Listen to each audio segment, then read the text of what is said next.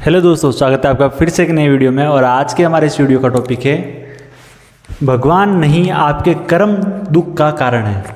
मतलब कि अगर आपकी लाइफ में या फिर किसी की लाइफ में कुछ अच्छा नहीं चल रहा, गलत हो गया, धोखा हो गया, आप डिप्रेशन में हो या फिर आपको कोई लॉस हो गया, तो इसका मतलब ये नहीं है कि भगवान ने आपको दुख दिया है। काफ़ी लोग ब्लेम करते हैं भगवान हमेशा मेरे साथ गलत करता है, भगवान मेरे साथ ये क्यों कर रहा है, भगवान की वजह से ये हो रहा है, वो मेरे को ही कहीं ना कहीं परेशानी में डालता है।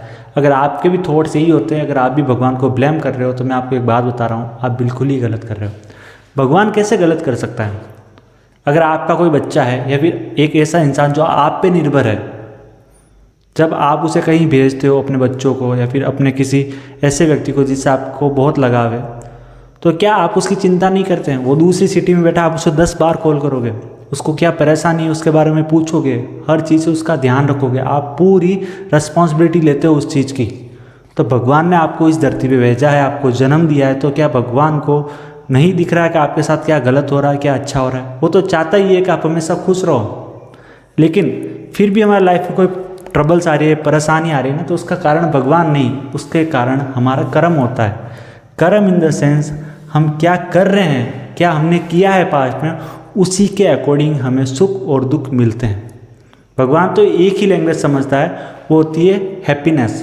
भगवान तो हमेशा खुशियों की भाषा समझता है। वो तो नम्र है, वो तो चाहता है आपको खुशी मिले, वो तो खुशियाँ ही बांटता है, वो तो समझता ही नहीं है दुख, दर्द, पीड़ा, हानि, ये सारी चीज़ें भगवान नहीं समझता। भगवान तो चाहता है मेरे जो बच्चे हैं, जो धरती पे हैं, वो हमेशा खुश रहे, वो तो यही चाहते हैं।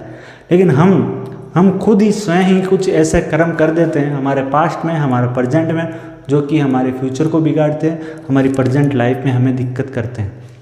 क्यों? हमें कई कर्म तो ऐसे होते हैं जिसमें हमें पता होता है हम गलत कर रहे हैं, फिर भी कर देते हैं। कुछ कर्म ऐसे होते हैं जो इनडायरेक्टली हमें नहीं पता और फिर भी हमारे से हो जाते हैं। हमारी ज़ुबान से बोलने के कारण कोई हर्ट हो जाता है, हमारी ज़ुबान में आक्रोश में आके कुछ गलत बोल जाने की वजह से काफ़ी चीज़ें बिगड़ जाती है लोगों की, तो वो भी बुरे कर्म में काउंट होता है। इसलिए अगर आपको अपनी लाइफ में बढ़िया लाइफ जीनी है, अच्छा जीना है, और आप चाहते हो आपकी लाइफ में कभी परेशानी नहीं आए ना, तो सबसे पहले अपनी लाइफ में एक चीज़ की गांठ बांध लो, हमें हमारा इंटेंट हमेशा सही रखना है, हमारी भावना हमेशा सही रखनी है। किसी भी कार्य को करने के लिए हमें यह नहीं सोचना है कि मैं मेरी फ़ायदे के लिए, अगर मुझे 5 रुपये का फ़ायदा हो रहा है और उस फ़ायदे के लिए मैं किसी के 10 रुपये का घाटा कर दूँ, ये बिल्कुल ही गलत है। हमें ये नहीं करना है। हो सकता है आपके 2 रुपये का घाटा हो जाए तो उसे संतुष्टि मान लीजिए, लेकिन किसी का चला के नुकसान मत कीजिए।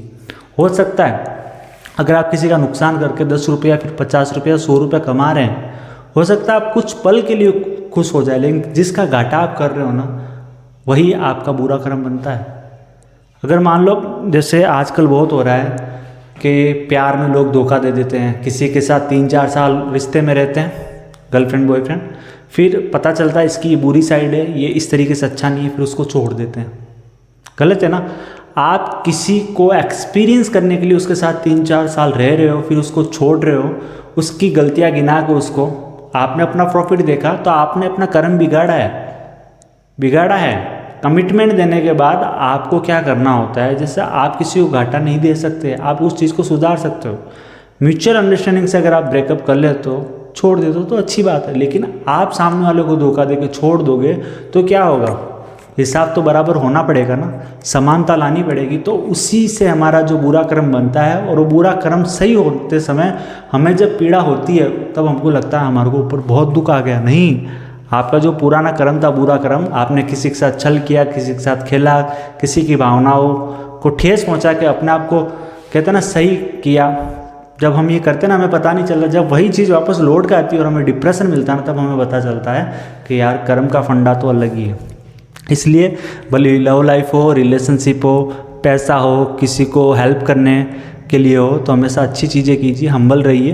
अगर कोई आपको ऐसा मिल जाए जिसको वाकई में पैसों की ज़रूरत है, अगर आपके पास पैसा नहीं है तो उसे अच्छी शिक्षा दें, उसकी हेल्प करें और उसको मोटिवेशन दें। ये भी आप कर सकते हैं।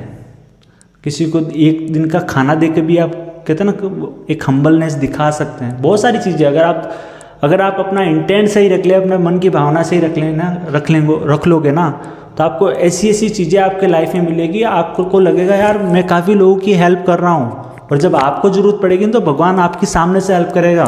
इसे बोलते हैं ग्रेटिट्यूड पावर। इसलिए हमें ये भगवान को कभी ब्लेम नहीं करना है, हमारे कर्मों को अच्छा करना है, ग्रेटिट्यूड रखना है और हर किसी को खुशियाँ बांटने की कोशिश करनी है और किसी के साथ छल दो गलती से भी नहीं करना है। जो किसी के साथ छल करता है वो अपना हमेशा कल खराब करता है। छल करोगे कल खराब होगा, इसलिए किसी के साथ छल मत करो, प्रेम बांटो और हर चीज़ के लिए कृतज्ञता रखो, ग्रेटिट्यूड रखो। यही मेरा कंसेप्ट है, आपको समझाना चाह रहा हूँ। अगर आपको वीडियो अच्छी लगी तो वीडियो को लाइक कीजिएगा, ज़्यादा से ज़्यादा शेयर कीजिएगा, क्योंकि शेयर आप लोग बहुत कम करते हो। और इस वीडियो पे नए हैं, इस चैनल पे नए हैं तो प्लीज़ चैनल को सब्सक्राइब जरूर कीजिएगा। Thank you so much for watching.